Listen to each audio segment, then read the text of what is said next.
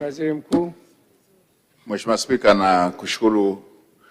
Naomba kujibu swali la Mheshimiwa Lucy Mwakyembe kama ifuatavyo. Mheshimiwa Spika, Mheshimiwa mbunge ameleta swali zuri katika muda mwafaka, ambapo uelekeo wa serikali ni kuendelea kuhamasisha uvuvi kwa kutumia vizimba ili kuweza kukuza uchumi wa bluu katika maeneo yote ya maji kama ambavyo Mheshimiwa mbunge ametoka kutaja.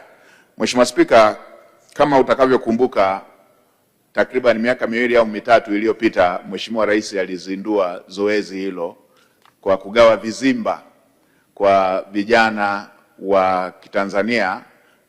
Zoezi la vizimba linahusisha vijana wote wa kike na wa kiume.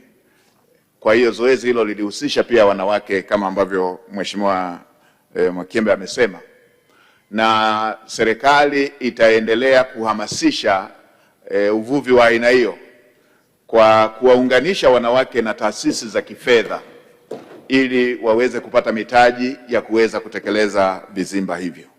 Nitumie fursa hii pia kuzielekeza halmashauri zetu ambazo ziko kando kando ya maeneo yanayoweza yakapata fursa, yakawa na fursa hizi za kuwapa wanawake vizimba vya uvuvi, zitumie fursa hiyo kwa kutumia malipo yale ya mapato yale ya ndani ya halmashauri katika utaratibu ule wa 4.4.2 ili kuweza kuongeza vizimba, uvuvi wa kutumia vizimba katika maeneo yetu ambayo fursa hiyo ipo.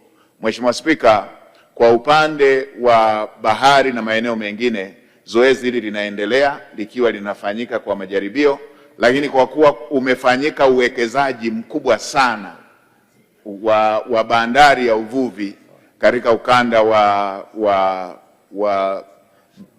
bahari ya Hindi, hasa kule Kilwa, tunaamini katika maeneo mengi kutahitajika sana kupatikana kwa malighafi hiyo ambayo ni samaki, ambako kutahitaji, Mheshimiwa Spika, ili viwanda vyetu hivi vifanye kazi majira yote, basi kuwe na uvuvi huo wa vizimba, ili katika nyakati ambako pengine uvuvi ule wa kawaida utakuwa umeshuka, basi malighafi hizo zisikosekane. Mheshimiwa mbunge, na kuhakikishia serikali inaweka mkazo katika jambo hilo, na nahisi kule tunakokwenda utakuwa uvuvi wa kawaida katika maeneo mengi ili kuweza kuwawezesha vijana na wanawake wengi pamoja na makundi maalum kujihusisha na shughuli hiyo.